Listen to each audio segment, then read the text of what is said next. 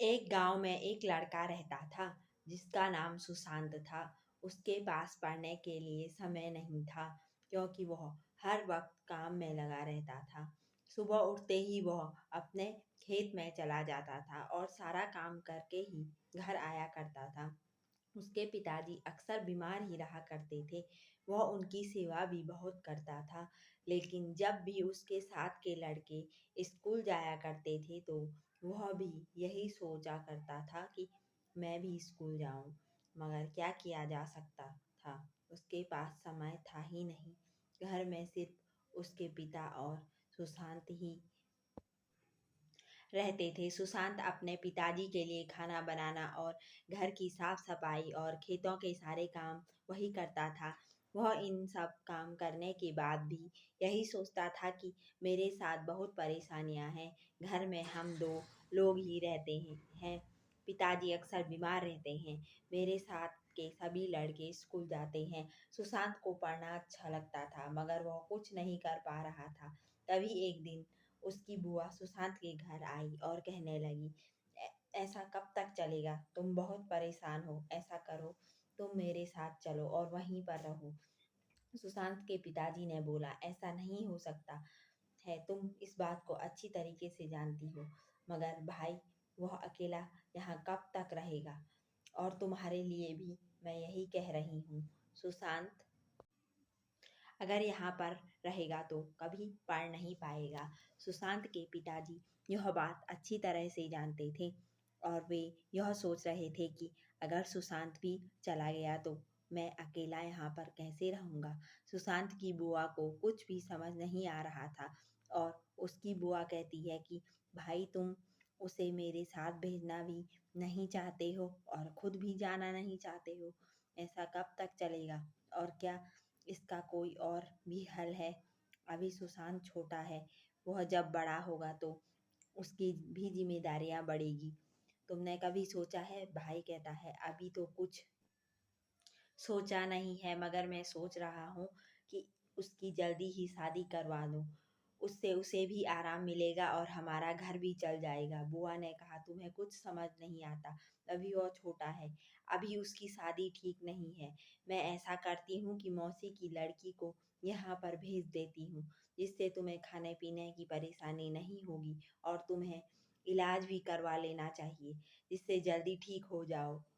ऐसा कब तक चलेगा? अगले दिन बुआ के साथ मैं मौसी की लड़की भी आ गई और बुआ ने कहा कि जब तक सुशांत की शादी नहीं होगी तब तक तुम्हें घर का सब काम करना होगा।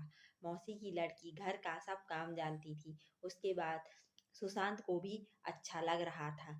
अब उसे ज्यादा काम नहीं करना पड़ रहा था। उधर सुशांत के पिताजी भी ठीक होने लगे थे और जब वह ठीक हुए तो सुशांत का काम भी कम हो गया था। अब वह अपनी पढ़ाई को अच्छी तरह से कर सकता था। यह सब मौसी की लड़की की वजह से हो पाया था।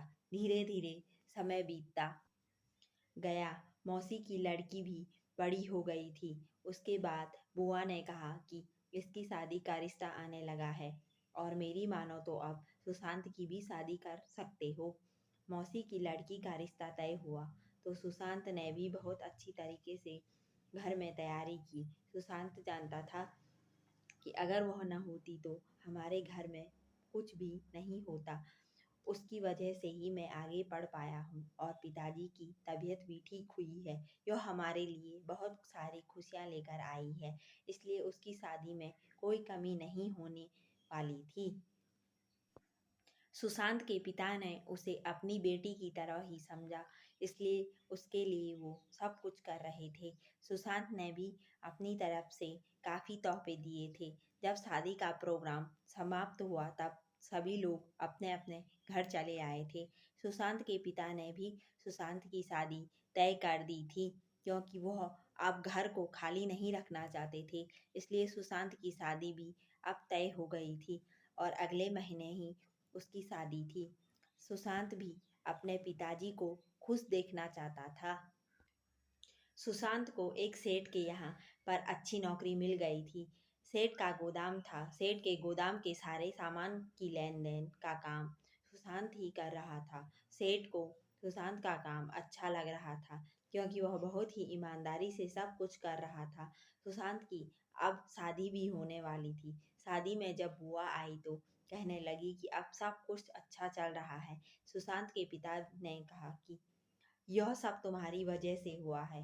अब सुशांत भी की शादी भी हो चुकी थी और अब सुशांत और उसकी पत्नी पिताजी की सेवा में लगे हुए थे। सुशांत जानता था कि उसके पिताजी ने उसके लिए बहुत मुश्किल उठाई है और अब उनकी सेवा करना उसका धर्म था। इस तरह सुशांत सफल हो गया। मुश्किलें आती है और हमें सिखा जाती है, इसलिए कभी परेशान ना होना जीवन बढ़ने का नाम है और हमेशा आगे बढ़ते रहना। अगर आपको यह कहानी पसंद आई तो आप इसे शेयर ज़रूर करें और कमेंट करके हमें भी बताएं। Thank you.